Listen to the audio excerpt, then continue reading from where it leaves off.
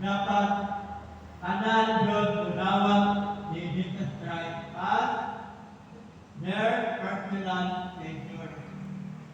Kung sa may na John 14, verse 6, ingon si Lord dito, I am the way, the truth, and the life.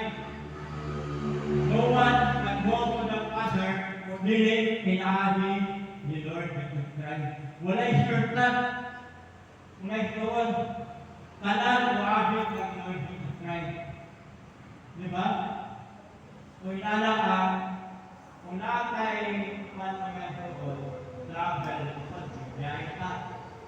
Kana akong bipak yan, padulog akong padulgan, nagtibulay na ito na Jesus Christ ang makyanan para makaingon ka sa langit. Nungonan ka ito. So, saan ka na ito pag-receive ni Jesus Christ? That if thou shalt confess with your mouth the Lord Jesus, and shalt believe thine heart that God hath raised him from the dead, and you shall be saved.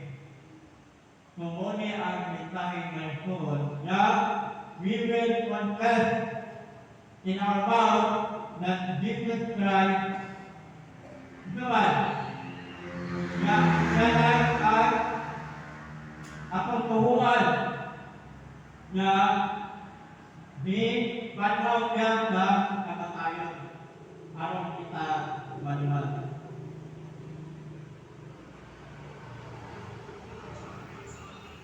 Okay.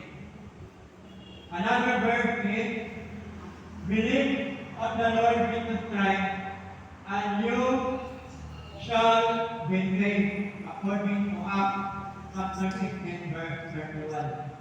So everything pinaglan atong ibutan si Jesus Christ as our personal Savior. Okay. Akong i-explain my God ang pagkabanaw niya. Kung kami mensahe niya sa God, kanya pagkabanaw. Victory over sin and death. Jesus' resurrection proves that sin and death do not have the final power. Ingon sa diri. Ang iyang pagkabanaw ng ituon, wala nakakabot na ang pala o kamatayon mo ay makakilbi. Kundi ang iyang pagkabanaw ng ituon. No? Victory over sin and death. Muna ang bintahin kanya pagkabanaw. So according to Romans chapter 6, verse 9, Christ, having been raised from the dead, no longer dies. Sa iyang pagkamatay ng tuon, na nakalaw na katulong adlaw, nakakabot ng ituon niya, wala tayo kamatayon na makakindig sa iyang pagkabanaw. Even ang tala, no? Nakindig na binagin sa pagkabanaw ni Lord Jesus Christ. Ano ba? Assurance of our salvation. His resurrection confirms that His sacrifice for our sin was accepted by God. No? Ibunay, katiguruhan mo na ituwan sa atong kaluwasan na niyang pagkabanaw. According to Romans chapter 4, verse 25, ingon ka diri na He was delivered over to death for our sin and was raised to life for our justification. So, anak mo na ito, no? Na sa iyang pagkabanaw ng ito, we are assured over the death and sin na nakakaalam.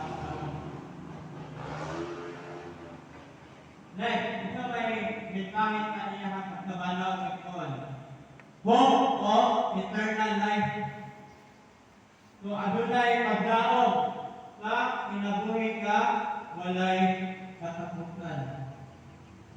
Because Jesus from believer will also rise. Ay makabot mo ay kuhon.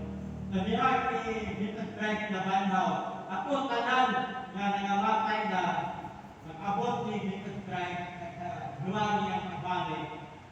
Mo'y muuna o bangon sa mga tao na ituo ka Jesus Christ.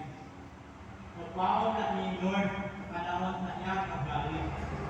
So, meaning mo ituon, hindi ka magkabiling sila mamatay, hindi kita mabanhaw na po panahon ng Kristo mabalik dari sa kapatuntang panahon.